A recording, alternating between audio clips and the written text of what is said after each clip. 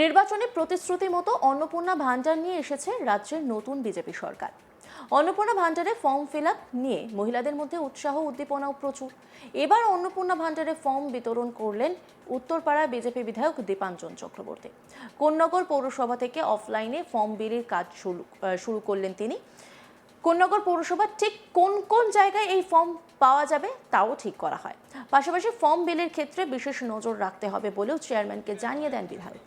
দলীয় কোনো কর্মীকে অন্নপূর্ণা ভান্ডারের কাজে নিয়োগ করা যাবে না বলে স্পষ্ট বার্তা দেন দীপাঞ্জন চক্রবর্তী। অন্নপূর্ণা ভান্ডার প্রসঙ্গে দীপাঞ্জন বাবুর সাফ বার্তা, 2999 নয়, 3000 টাকা উইদাউট কাটমানি সবার অ্যাকাউন্টে ঢুকবে। দীপাঞ্জন বাবু আরও বলেন, সরকারি প্রকল্পের সুবিধা পেতে কোনো রাজনৈতিক নেতাকে ধরতে হবে না, প্রশাসনের লোকজনই সব ব্যবস্থা করে দেবে।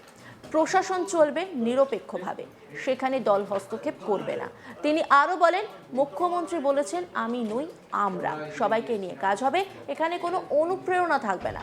অন্নপূর্ণা ভান্ডারের 1 টাকাও কাটমানি খাওয়া যাবে না বলে স্পষ্ট করে দেন দীপাঞ্জন চক্রবর্তী। কি বলছেন তিনি শুনুন। চেয়ারম্যানকে সঙ্গে নিয়েই তো ফর্ম বিলি করতে হবে, কারণ এই সরকার, এই ভারতীয় জনতা পার্টির সরকার ওই রকম সরকার নয় যেখানে মুখ্যমন্ত্রীর অনুপ্রেরণা সিংহ শাবকের জন্ম হয়। এখানে সবাইকে নিয়ে কাজ, এবং আমাদের মাননীয় মুখ্যমন্ত্রী পরিষ্কার প্রথম দিন থেকে বলেছেন আমি নয় আমরা। ওইখানে আমরা মানে সবাই মিলে কাজ, তাই না? গণতান্ত্রিক পদ্ধতিতে সবাই মিলে এখানে কাজ হচ্ছে। প্রথম থেকে যে একটা কথা বলা হয়েছিল যে যাদের লক্ষ্মীর ভান্ডার রয়েছে তাদের অ্যাকাউন্টেই ঢুকে যাবে এই অন্নপূর্ণা ভান্ডার। না, এটা আপনি দেখেছেন বোধহয় যে এর মধ্যে ধরাও পড়েছে 30 লক্ষ ভুয়ো নাম লক্ষ্মীর ভান্ডারে। 30 লক্ষ মানে মাসে 450 কোটি টাকা কামাক স্ট্রিট বা কালীঘাটের টালির চালায় গেছে। এখন 450 কোটি টাকা মাসে 5 বছর ধরে, ভাবতে পারছেন? 1 লক্ষ কোটি টাকার মতো গেছে। তো এই 30 লক্ষ ভুয়ো ভোটার এগুলো ধরা পড়ার পর, ভুয়ো লক্ষ্মীর ভান্ডারের বেনিফিশিয়ারি, এবং একজন মুসলিম ভদ্রলোকও ধরা পড়েছেন, রফিকুল ইসলাম। তো সেটা যাতে না হয় তার জন্য এবার বেশ কিছু পদক্ষেপ নেওয়া হচ্ছে টু এনশিওর যাতে এখানে বেনজল না ঢুকে অ্যান্ড ডাইরেক্ট বেনিফিশিয়ারি অ্যাকাউন্টে যায়। সেটার জন্য প্রসেসটাকে আমাদের অনেক একটু টাফ করতে হয়েছে, যাতে রাষ্ট্রের সম্পদ রোহিঙ্গাদের হাতে না যায়, বা ভুয়ো লোকের কাছে বা মৃত লোকের কাছে, বা রফিকুল ইসলামের মতো লক্ষ্মী যাতে না নেয়। তার জন্য একটু সময় লাগছে। আমরা 100% এনশিওর করবো যে লোকে তার বেনিফিট পাবে। আর যেটা বলা হয়েছিল যে জুন মাসের 1 তারিখ থেকেই সব অ্যাকাউন্ট। হ্যাঁ, দেখুন, এটাতে মানে যতটা সম্ভব চেষ্টা করা হবে যেগুলো কনফার্ম হয়ে যাবে, কারণ আপনিও জানেন এটা একটা হিউজ, বিরাট বড় টাস্ক। এখন সেটা কাজ তো শুরু হয়ে গেছে, কারণ যতটা সম্ভব, এমন নয় যে আমরা বলবো 100% লোকের কাছে টাকা 1 তারিখেই পৌঁছে যাবে, কারণ ব্যাংক জনধন অ্যাকাউন্ট যেটা, সেটাকে কারেকশন করাতে হবে, কেওয়াইসি গুলো আপডেট করতে হবে। তো এগুলো একটা প্রসেস, বাট 1 তারিখ মধ্যে ডেফিনেটলি শুরু হয়ে যাবে। সরকারের যেটা পলিসি ডিসিশন সেটা তো অলরেডি হয়ে গেছে। যেটা আপনারা সিদ্ধান্ত নিয়েছিলেন 3000 টাকা করে, সেটাই কি? অ্যাবসলিউটলি 2999 নয়, 3000 টাকাই উইদাউট কাট মানি। দাদা, আপনি একটা জিনিস বললেন যে এই যখন পোর্টালের কাজটা হবে, মানে অন্নপূর্ণা ভান্ডারে, সেখানে বিজেপির কোনো কর্মীরা কোনো সহায়তা করবে না, সমস্ত সরকারি সহায়তা হবে, মানে সরকারিভাবে কাজটা হবে। বিজেপি কর্মীদের ঢুকতে বারণ করলেন।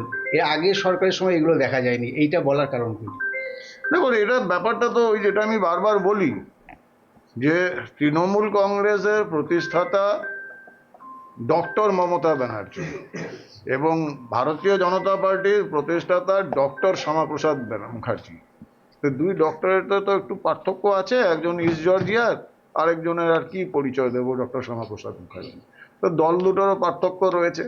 তো তৃণমূলের মতো আমরা বিজেপিকরণ করবো না প্রশাসনকে। প্রশাসন প্রশাসনের মতো চলবে, স্বচ্ছতা থাকবে। বিজেপি, ভারতীয় জনতা পার্টি পার্টির মতো থাকবে। পার্টির লোকদের আমরা প্রশাসনে ঢুকতে দেব না, এটা খুব পরিষ্কার। এই নিয়ে একটি রিপোর্ট তুলে ধরেছেন আমার কলিগ পার্থ রাহা, দেখব। আনুষ্ঠানিকভাবে উদ্বোধন হয়ে গিয়েছে অন্নপূর্ণা ভান্ডারের ফর্ম। এরপরই আজ সকাল থেকে হুগলির যে কোন্নগর পুরসভা রয়েছে, সেই কোন্নগর পুরসভার চেয়ারম্যান স্বপন দাসকে সঙ্গে নিয়ে অন্নপূর্ণা ভান্ডারের কাজ শুরু করে দিয়েছেন উত্তরপাড়ার বিধায়ক দীপাঞ্জন চক্রবর্তী। হুগলির যে কোন্নগর পৌরসভা, এই পৌরসভাতে কিন্তু আজকে সকাল থেকেই দেখা যায় দীপাঞ্জন চক্রবর্তী, তিনি বিধায়ক, তিনি নিজে দাঁড়িয়ে থেকে অন্নপূর্ণা ভান্ডারের ফর্ম সেগুলো যাচাই করছেন এবং সেগুলো তিনি যারা উপভোক্তা তাদের হাতেও তুলে দিচ্ছেন। তিনি জানাচ্ছেন যে যাতে কোনো রকম অসুবিধা না হয় অন্নপূর্ণা ভাণ্ডারের ফর্ম কাউকে নিতে বা অন্নপূর্ণা ভাণ্ডারের যে উপভোক্তা তালিকায় মহিলাদের নাম নথিভুক্ত করতে সেদিকে তিনি নজর রাখবেন। হুগলির যে কোন্নগর পুরসভার পাশাপাশি কিন্তু হুগলির আরও যে পুরসভা আছে সব প্রত্যেক কটা পুরসভাতেই কিন্তু এই অন্নপূর্ণা ভাণ্ডারের কাজ চলবে এমনটাই কিন্তু জানা যাচ্ছে প্রশাসনিক সূত্রে।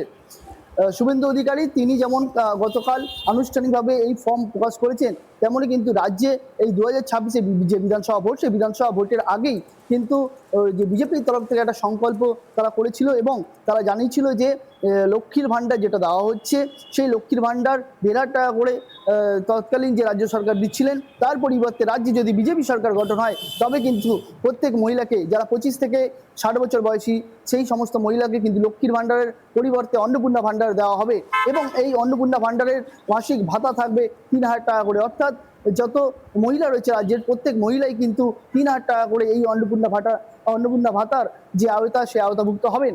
এই কথা মতনই কিন্তু 2026 বিধানসভার যে রাজ্যের পালাবদল ঘটেছে, পালাবদলের পর কিন্তু রাজ্যের বিজেপি সরকার তাদের সরকার গঠন করেছে। এরপরই কিন্তু দেখা যাচ্ছে যে শুভেন্দু অধিকারী তিনি মুখ্যমন্ত্রী, তিনি কিন্তু আনুষ্ঠানিকভাবে এই অন্নপূর্ণা ভাণ্ডারের ফর্ম ইতিমধ্যেই তিনি যে আনুষ্ঠানিকভাবে সেটা প্রকাশ করেছেন এবং তিনি জানিয়ে দিয়েছেন যে প্রত্যেক জেলার প্রত্যেকটি বিধানসভার বিধায়করা এই যে অন্নপূর্ণা ভাণ্ডার তার তদারকির দায়িত্বে থাকবেন, পাশাপাশি দায়িত্বে থাকবেন পঞ্চায়েতে যারা সুপারভাইজার রয়েছেন এবং প্রত্যেকটা মিউনিসিপ্যালিটি যারা দায়িত্ব রয়েছেন তারা।